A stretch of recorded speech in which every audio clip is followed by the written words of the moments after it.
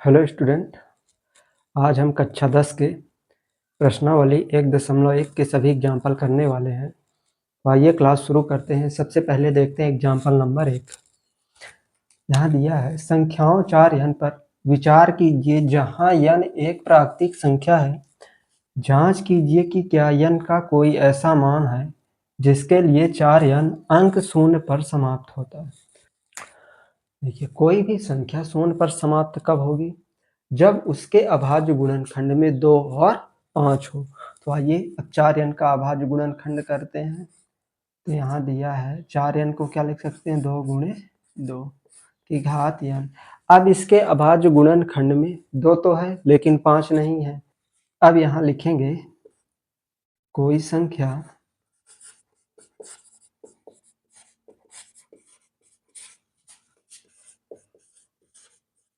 शून्य पर समाप्त होगी यदि उसका अभाज्य गुणनखंड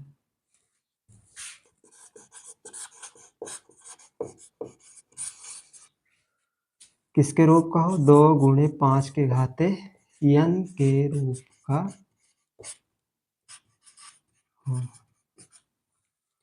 चूंकि 4 के घाते n का अभाज्य गुणनखंड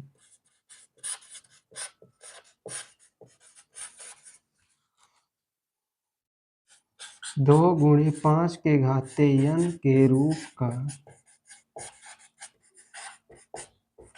नहीं है,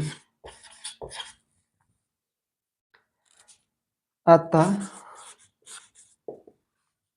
4 के घाते n अंक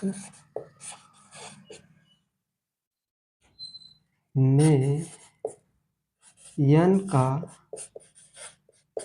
कोई ऐसा मान नहीं है जिससे 4 की घात n शून्य पर समाप्त हो। ठीक है, कोई भी संख्या शून्य पर समाप्त कब होगी? जब उसका अभाज्य गुणनखंड 2 गुणे 5 के रूप का हो। ठीक, अब एग्जाम्पल नंबर 2 करते हैं। एग्जाम्पल नंबर 2 में 6 और 20 का एलसीएम और एचसीएफ ज्ञात करना है अभाज्य गुणनखंड विधि से। तो 6 का पहले अभाज्य गुणनखंड करेंगे तो क्या आएगा? 2 से 2 तिहाई 6, 3 एकम 3। फिर 20 का करेंगे, 2 दाहम 20, 2 पंचे 10, 5 एकम 5। 6 के अभाज्य गुणनखंड क्या कहाँ हैं? 2 गुणे 3। 20 के क्या है? 2 गुणे 5, 2 गुणे 5। ठीक है, तो सबसे पहले निकालेंगे एचसीएफ। एचसीएफ क्या होता है? जो संख्या दोनों में है, तो दोनों में 2 है तो इसका एचसीएफ क्या आ जाएगा? 2। अब एलसीएम निकालेंगे, तो जो संख्या दोनों में है उसे एक बार लिखेंगे तो 2 दोनों में है तो 2 से 2 बाहर आ जाएगा। इन 2 से 1 2 ले लेंगे। अब बाकी जो संख्या बचेगी उसको उसी तरह उतार देंगे। 3 गुणे 2 गुणे 5। तो अब इनका गुणा कराना है। 2 तिहाई 6, 6 दूनी 12, 12 पंचे 60। ठीक है, तो एग्जाम्पल नंबर 2 बहुत ही आसान था, बन जाएगा आप लोगों से। अब एग्जाम्पल नंबर 3 करते हैं। एग्जाम्पल नंबर 3 में 96 और 404 का एलसीएम और एचसीएफ ज्ञात करना है अभाज्य गुणनखंड से। तो आप लोग इसी तरह भी कर सकते हैं, फिर भी बता देते हैं आपको। 2 से काटेंगे तो कितना आएगा? 2 चौको 8, 2 अट्ठे 16। फिर 2 से काटेंगे तो 2 दूनी 2 चौको, फिर 2 से काटेंगे तो 12, फिर 2 से काटेंगे तो 6, फिर 2 से काटेंगे तो 3, 3 से काटेंगे तो 1। ठीक है, अब इसी तरह 404 का करेंगे। तो 404 का पहले 2 से तो 2 दूनी 0, 2 दूनी 4, फिर 2 से तो 2 एक कम 0, 2 एक कम। अब 101 चेक करना है, पहले 3 से चेक करेंगे तो 3 त्रिकाई 9 न कटेगा। 7 से चेक करेंगे तो 7 एक कम 7, 4 बचेगा न कटेगा। 101 क्या है? अभाज्य संख्या, किसी से न कटेगी। तो 101 एक का 101। ठीक है, तो 96 यानी 96 का गुणनखंड क्या क्या आ गया? 1 2 3 4 5, 5 ठो 2 है तो 2 गुणे 2 गुणे 2, फिर एक क्या है? 3। अब 404 का 2 गुणे 2 गुणे 101, तो इसमें कितने 2 हैं? पहले निकालेंगे एचसीएफ। तो एचसीएफ कितना आ गया? 2 2 में से एक 2 लेंगे, इन 2 ठो 2 में से एक 2 आ गया, इन 2 में से एक 2 आ गया।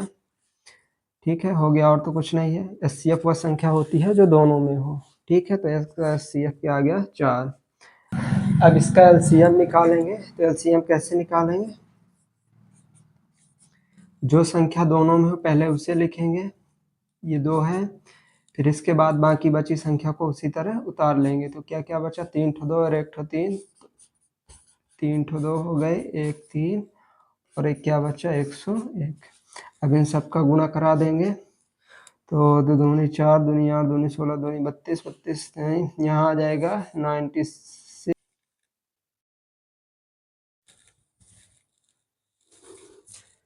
आइए अब करते हैं एग्जाम्पल नंबर 4।